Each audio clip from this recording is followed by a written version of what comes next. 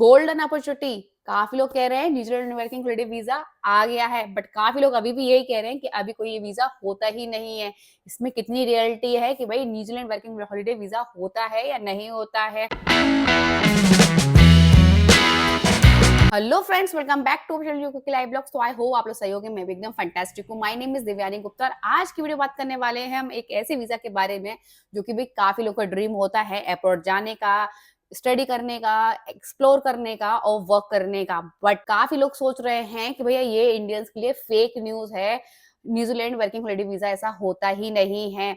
यदि और काफी लोग कह रहे हैं कि डेट जल्दी आने वाली है, आप फॉर्म फिल कर सकते हो। इसमें कितनी रियलिटी है, कितना अर्न कर सकते हो यदि आपको ये वीजा मिल जाता है, और इसकी फुल प्रोसेस होती क्या है, क्या डॉक्यूमेंट्स लगते हैं, कितना खर्चा आ सकता है और कितनी अर्निंग कर सकते हो। तो ये वीडियो लास्ट तक देखना, आपको सब कुछ क्लियर होने वाला है।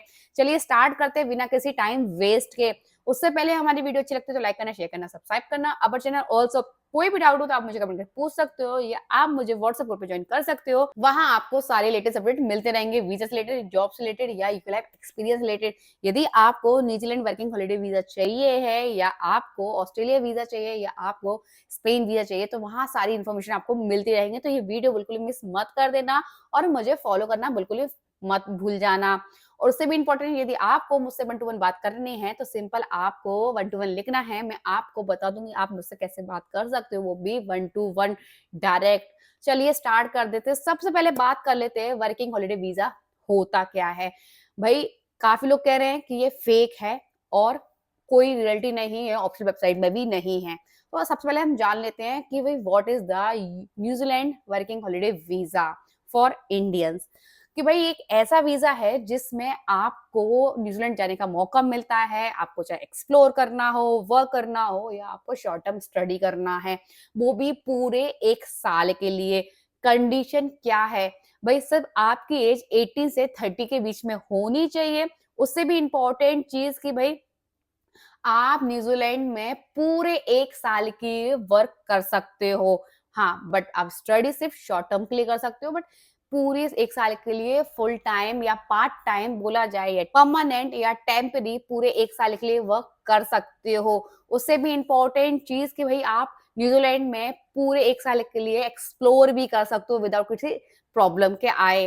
अब बात करते हैं पार्ट 1 की या सबसे इंपॉर्टेंट टॉपिक की कि भाई क्या इंडियंस के लिए न्यूजीलैंड वर्किंग हॉलिडे वीजा है या नहीं है। तो मैं आपको बताऊं, न्यूजीलैंड वर्किंग हॉलिडे वीजा उन कंट्रीज के लिए है जिनके साथ फ्री एग्रीमेंट वीजा का है। बोला जाए फ्री ट्रेड एग्रीमेंट जिन कंट्रियों के पास है उनको ये वीजा मिलता है। बट अब ये इंडियंस के लिए भी है। बोला जाए अभी तक इसको ऑफिशियल वेबसाइट पे नहीं शो हो रहा है, बट जब से ये फ्री ट्रेड एग्रीमेंट हुआ है इंडिया और न्यूजीलैंड के बीच में, जब उसके बाद आपको भी मिलेगा। बोला जाए अब आप इंडियंस को भी ये मिलेगा, जिसमें 1000 इंडियंस को मौका मिलेगा न्यूजीलैंड आने का। अभी ऑफिशियल वेबसाइट पे शो नहीं हो रहा है, ना डेट कंफर्म हो रही है, बट ये अब बोला जाए अब से ये स्टार्ट हो जाएगा। बोला जाए इंडियंस को पूरा मौका मिलेगा पूरे 1 साल के लिए। काफी लोग कह रहे थे ये फेक न्यूज है, तो भाई ये फेक न्यूज नहीं है। भाई इंडियंस को भी अब मौका मिलेगा न्यूजीलैंड जाने का, तो बिल्कुल डरने वाली बात नहीं है। जैसी डेट आएगी मैं आपको अपडेट कर दूंगी। आप मुझे फॉलो कर लो व्हाट्सएप पे, मैं आपको सारे लेटेस्ट अपडेट वहां शेयर करती रहती हूँ। वीजा से रिलेटेड, जॉब से रिलेटेड, तो बिल्कुल टेंशन मत लो। न्यूजीलैंड वर्किंग हॉलिडे वीजा है, बट आपको अभी ऑफिशियल वेबसाइट पे शो नहीं हो रहा है, तो थोड़ा पेशेंस रखना है। वैसे तो ये भाई बोला जाए मार्च के एंड के आसपास आ जाता है, तो थोड़ा सा वेट कर लो। ये वीजा जैसी इन्फॉर्मेशन जो भी आती है लेटेस्ट अपडेट मैं आपको शेयर कर दूंगी, तो बिल्कुल टेंशन मत लो। दूसरी चीज है कि भाई इस वीजा में आपको क्या क्या डॉक्यूमेंट्स चाहिए होंगे जो इंपॉर्टेंट है, यदि हर एक इंडियंस के लिए जरूरी है। उससे भी इंपॉर्टेंट चीज कि भाई इसकी प्रोसेस क्या होती है। इसकी जो प्रोसेस होती है वो बहुत ही सिंपल होती है। ये वीजा जैसे ही ओपन होता है तो बोला जाए फर्स्ट कम फर्स्ट सर्व। सबसे पहले जब ओपन होता है, जितने भी इंडियंस ने इसके लिए अप्लाई किया है उनको मौका मिलता है। जैसे ही ये बोला जाए ओपन होता है, आपको तुरंत अप्लाई करना है, तो आपके चांसेस ज़्यादा होते हैं आपको वीज़ा मिलने के।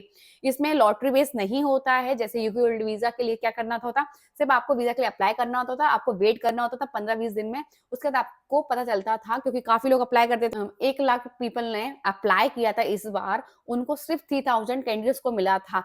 बट ऐसा इसमें कुछ नहीं होता है, आपको पहले अप्लाई करना है, तो पहले आपको मौका मिलेगा जाने का। इसलिए सारे डॉक्यूमेंट्स अभी से रेडी कर लो। यदि ये वीज़ा जब से ओपन होगा तो आपको सिर्फ अप्लाई करना है और आप भी न्यूज़ीलैंड जा सकते हो। ये बातें बिल्कुल भूलना मत। नेक्स्ट चीज़ ये कि भई इसकी बोला जाए डॉक्यूमेंट्स की लिस्ट क्या-क्या होती है। पहले आपको चाहिए Indian passport at least 6 month valid होना चाहिए। दूसरी चीज़ इसमें आपको चाहिए रिसेंटली आपका पासपोर्ट साइज़ का फ़ोटो विथ व्हाइट बैकग्राउंड के साथ। तीसरी चीज़ चाहिए कि आपके अकाउंट में इनफ पैसा है कि भई आप न्यूज़ीलैंड वहाँ जा सकते हो और आप वहाँ 1-2 महीने रह सकते हो। चौथी चीज़ ये कि भई आपके पास या तो रिटर्न टिकट होना चाहिए या आपके पास इतना एक्स्ट्रा पैसा होना चाहिए कि आप न्यूज़ीलैंड से इंडिया वापस आ सको। नेक्स्ट चीज़ ये है कि भई हर किसी कंडीशंस में आपका मेडिकल सर्टिफिकेट भी आपसे पूछ सकते हैं, यदि उनको लगता है नीडेड, तो वो आपको शो करना होगा। और नेक्स्ट चीज़ ये है कि आपको पहले पुलिस वेरिफिकेशन शो भी करना होगा। बोला जाए पुलिस वेरिफिकेशन सर्टिफिकेट भी आपको वहाँ शो करना होगा। नेक्स्ट चीज़ है ये आपको ट्रैवल इंश्योरेंस भी वहाँ शो करना होगा। ट्रैवल इंश्योरेंस है वो बहुत ज़्यादा महँगा नहीं होता है बट आपको वहाँ शो करना होगा क्योंकि जैसे कि ये इमरजेंसी हो सकती है, मेडिकल इमरजेंसी हो सकती है, कोई एक्सीडेंट हो जाए या ट्रैवल कोई इश्यू हो जाए तो वहाँ आपको चाहिए होगा। तो आपको यहाँ ट्रैवल इंश्योरेंस भी चाहिए होगा।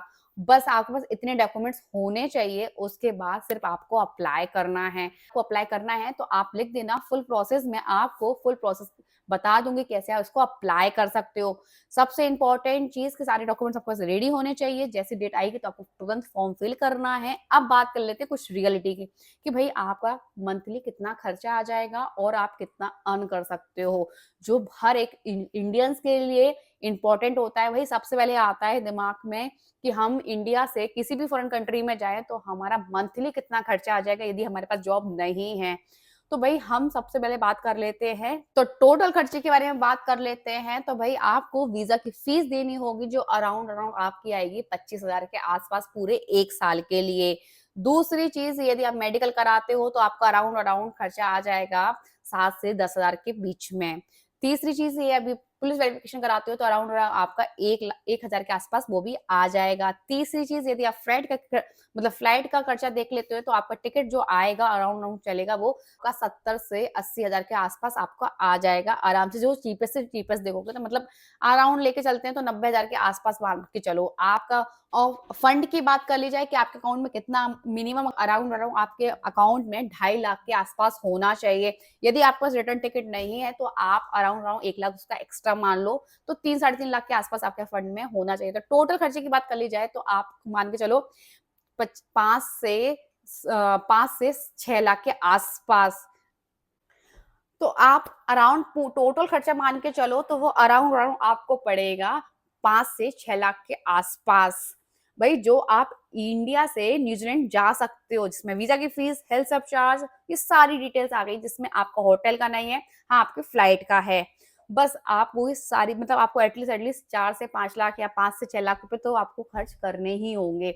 अब बात कर लेंगे है कि इन वहाँ जॉब मिलेगी या नहीं मिलेगी, मिलेगी तो कितने रुपए तक की आपकी स्टार्टिंग होगी जिससे आपका मंथली खर्चा निकल आए। मंथली सैलरी की बात कर ली जाए तो भई यदि आप पर वीक 30 से 40 आवर काम करते हो तो अराउंड अराउंड आपको मिलेंगे 2 से 3 लाख के आसपास।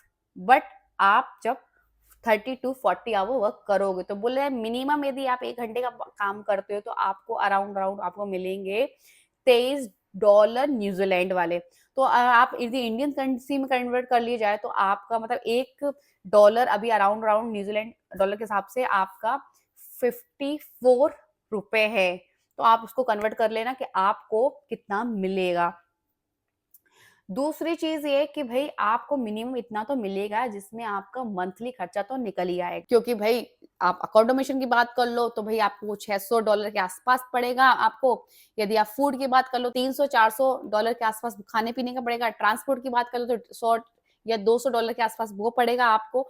टोटल की बात कर ली जाए तो उसमें आप मंथली का एकदम मंथली की बात कर ली जाए तो अराउंड अराउंड आपका $1000 के आसपास पड़ेगा, जिसमें आप थोड़ा सेव भी कर सकते हो और इंडिया लेके वापस भी आ सकते हो, मंथली खर्चा भी आपका निकल आएगा।